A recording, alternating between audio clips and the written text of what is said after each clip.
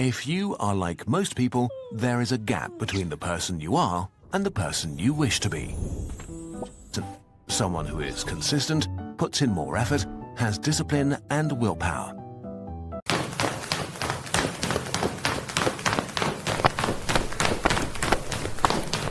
Most people don't fall apart because change is hard. They fall apart because no one taught them how to bend before life breaks them. If you've ever looked in the mirror and whispered, "I can't keep doing this," but you don't know what else to do, this video is for you. Because no one talks about the quiet panic of realizing the world is shifting and you're still using an old map. This isn't just stress. It's unpreparedness grief, mourning the life, the skills, the rhythm that no longer works. You're not falling behind. You're adapting in a world that keeps flipping the rules mid-game. Of course, you're questioning your next step. You're living in an era where entire careers become irrelevant in 18 months. That's not your fault. That's our new reality. It took me years to realize I wasn't afraid of change. I was afraid of becoming unrecognizable to myself in the process. We're expected to evolve, produce, be emotionally available, learn tech at the speed of light, and somehow stay sane. At first, I thought I lacked motivation. Now I know I lacked a model for what healthy, resilient change looks like. You don't need to be fearless. You just need to be flexible. Part 2, emotional clarity plus setup. This isn't a productivity pep talk. This is a reset for your nervous system, your mindset, and your future. I call it agility debt, when you've spent so long resisting change that every shift feels like a crisis. This isn't just procrastination. It's your brain trying to survive a world that keeps asking you to rewire every 6 months. You're not behind, you're becoming aware, and awareness is the first step toward agility. Part 3, the real reason. Change feels so overwhelming. Your brain isn't broken. It's doing exactly what it was wired to do, avoid the unknown. But you were also built to adapt. Pause for a second.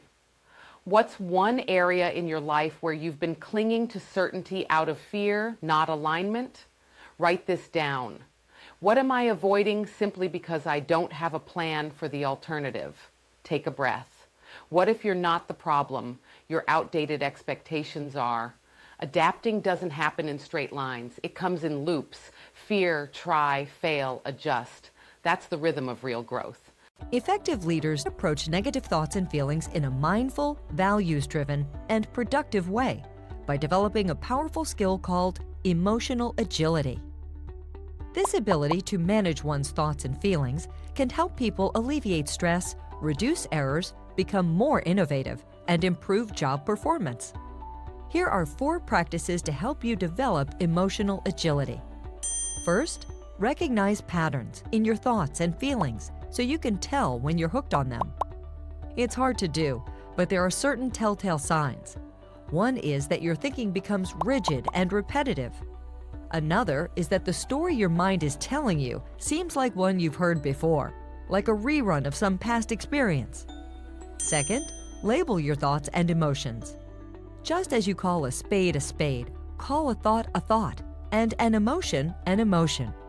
Labeling them allows you to see your thoughts and feelings for what they are, transient sources of data that may or may not be accurate or helpful. Humans are able to take this helicopter view of their own experiences, and research shows that this simple practice not only improves behavior and well-being, but also promotes beneficial biological changes in the brain and at the cellular level. Then, accept your thoughts and emotions instead of resisting them. This allows you to take productive action. Respond to your ideas and emotions with an open attitude, paying attention to them and letting yourself experience them. They may be signaling that something important is at stake.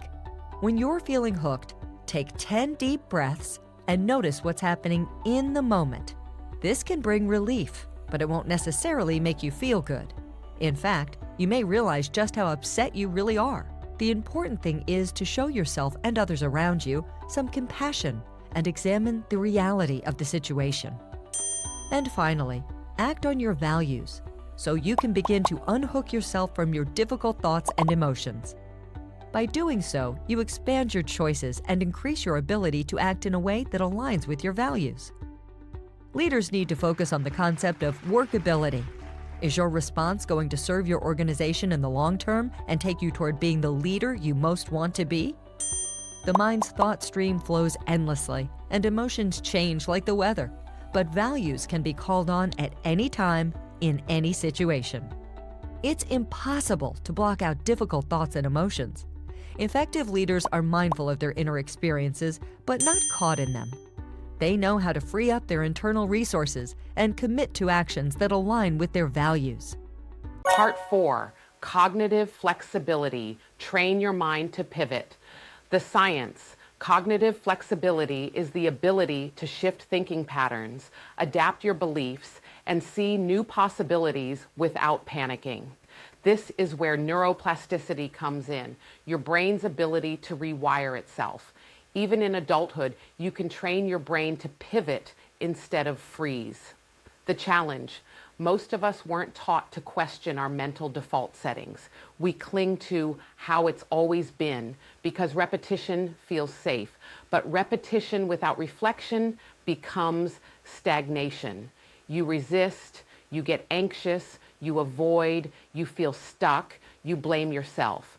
Let's interrupt that. Try this. Ask, what else could be true? Or what perspective haven't I tried yet? This isn't about toxic positivity, it's about possibility. You're not locking yourself into one narrative, you're playing with options. Comment below, what's one belief you've outgrown, but still catch yourself returning to when things get hard? Part 5, Emotional Agility, Stretching without snapping. Most people don't lack discipline. They're just drowning in unprocessed emotions that no one gave them permission to name. This isn't laziness, it's emotional shutdown. If you are like most people, there is a gap between the person you are and the person you wish to be. There are little things you think you should do and big things you ought to achieve. From working out regularly, eating healthily, learning a language, working on your novel, reading more, or simply actually doing your hobby instead of browsing Reddit. But it sometimes feels that to achieve your goals, you have to become a different person. Someone who is consistent, puts in more effort, has discipline and willpower. Maybe you've tried your hardest to be like that, and it worked for a while, until you find yourself slipping back into your old ways. In the end, you always seem to fail, and with every failed attempt, you become more and more frustrated and annoyed with yourself. Your body's way of saying too much, too fast, too often. Of course you're tense. Your nervous system has been pinging for years, responding to instability, change, and pressure with no release valve. We don't adapt well because we weren't raised to feel safely. And if you can't feel safely, you can't flex emotionally. Emotional intelligence and the nervous system science shows that emotional intelligence, your ability to name, process, and regulate emotions, predicts adaptability better than raw talent.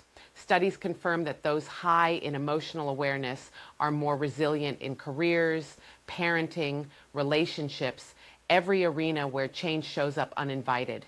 We've been taught that emotions get in the way of logic, but the truth is, emotions are your logic's fuel. Regulate the emotion. Emotional range, Acker's emotional agility. Can you sit with anger and curiosity, with grief and hope? Stretch your tolerance like a muscle through journaling, reflection, mindfulness, and safe expression. What's the emotion you've been suppressing to survive change? Write it down. Then ask, what would it look like to honor this emotion instead of avoid it? Part 6, Identity Fluidity, You're Allowed to Evolve. No one talks about how disorienting it feels to outgrow a version of yourself others still expect. That's not confusion. That's identity friction, the tension between who you were and who you're becoming. I know that friction. I've stayed in roles, relationships, and routines long after they expired because I didn't know who I'd be without them. But eventually I realized staying the same wasn't loyalty. It was fear in disguise. Let go of static identity. Adaptability requires identity fluidity, the capacity to evolve how you see yourself. You're not just a mom or just a project manager or just a creative. You're a system of transferable skills, an emotional ecosystem, a work in progress. Like software, you're meant to update. And like muscles, your sense of self needs resistance to grow. Consistency isn't always courage. Sometimes it's just comfort in costume. So ask yourself, what identity are you protecting at the expense of who you're becoming? The fact that you're still watching this means you already feel the shift. And that means you're not stuck, you're shifting. Part 7, creative adaptation, learning to think like water. Most of the world's systems were built to reward rigidity, but the future will belong to those who know how to flow. What is creative adaptability? Creative problem solving is what keeps us alive during change. It's your ability to ask what else could work instead of collapsing when plan A fails. The most adaptable people are rarely the most talented. They're the most curious. Adapting in the age of AI is rewriting the rules of every industry. And the truth is, many jobs will disappear, but even more will transform. Your goal isn't to compete with machines, it's to become more human. They say AI will replace you, but the real threat, refusing to evolve, will. Use AI to amplify your impact, not define your identity. Learn the tools, ask better questions, combine your emotional intelligence with emerging tech, and you become unreplaceable. Rewire your brain with micro experiments. Creative agility grows through experiments, not leaps. Try new tools, join new rooms, ask what if more often than what now. The more micro pivots you test, the more future-proof your brain becomes. Where are you trying to force an old method to solve a new challenge? Ask yourself, what's the smallest creative risk I can take this week to increase my flexibility? Part 8, lifelong learning and pivot power, reinvention as a way of life. Most people don't burn out from doing too much. They burn out from repeating what no longer fits on autopilot. That fog you feel, it's not confusion, it's clarity starvation, your brain craving new input and new identity. Rewiring the brain through continuous learning. The most adaptable people don't wait for motivation. They build curiosity into their week like a ritual. Neuroscience confirms the more you learn, the more your brain becomes wired to learn. You literally grow new pathways with every new skill, no matter your age. I used to think reinvention was for midlife crises and tech bros. Now I know it's a sacred rhythm. Shed, learn, shift, emerge. I wasn't flaky, I was evolving. You're not lost, you're learning the next layer of yourself. At age 81, Masako Wakamiya taught herself to code. She didn't wait for the world to cater to her. She created an app for seniors herself. At 81, not because she had time, because she had a need and the belief that it wasn't too late. You're not too late, you're right on time for your next assignment. The Micro Pivot Path Mini Strategy. 1. Schedule 1 hour a week to learn something that intimidates you. Mini Strategy. 2. Start one project where failure won't wreck you, just teach you. Mini Strategy 3. Ask, if I weren't afraid, what would I try this month? These aren't productivity hacks, they're identity stretchers. What's the part of you that's been begging to grow but keeps getting told, not now? Pause. What if now is the perfect time? Part 9. The change you've been waiting for is you. You wouldn't still be watching if you weren't ready to move differently, think differently, be different. We walk through brain wiring, emotional agility, creative problem solving, and identity stretch. Now here's what you take with you. Final reframes to carry forward. You are not too late, you are not too fixed, you are not too behind, you are in process, you are in motion, and that motion is your power. The world doesn't need you to have a plan. It needs you to have elasticity, because no matter what shifts next, your ability to stretch, recalibrate, and move again is your survival skill. Drop in the comments what's one small change you're making this week that stretches your adaptability. If you know what needs to change, promise yourself you'll take one tiny action before this day ends, just one, then let it compound. If this resonated, my next video is all about emotional intelligence and how it rewires your career, your parenting, and your relationships. Watch that next. It's your next growth edge. You don't need to have all the answers to start. You just need to stay willing. Change isn't coming, it's already here. But the tools to meet it, they're already in you. Subscribe if you're building emotional intelligence, like if you're ready to evolve. Share this with someone who's been resisting their next chapter.